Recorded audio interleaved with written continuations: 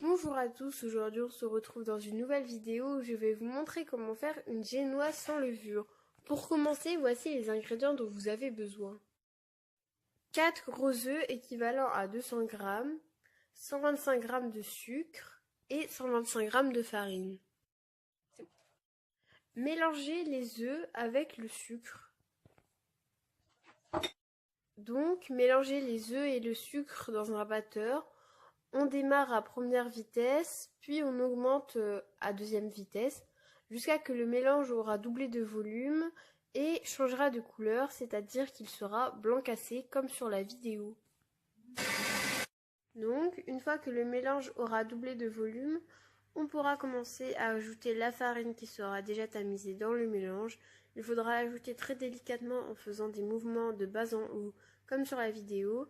Si vous allez trop vite, votre mélange risque de devenir liquide et votre génoise risque de ne pas monter à la cuisson.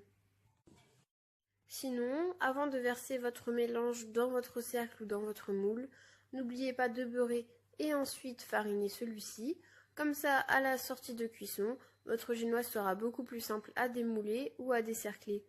Si vous utilisez un cercle, posez-le sur une plaque recouverte de papier sulfurisé. Pour la mettre à cuire, il faudra la mettre à 200 degrés pendant environ 20 minutes, ça dépend du four que vous avez, ça peut être moins ou plus de temps. Normalement, si vous avez bien mélangé votre mélange, la génoise sera comme sur la vidéo, c'est-à-dire qu'elle dépassera le cercle et qu'elle ne coulera pas.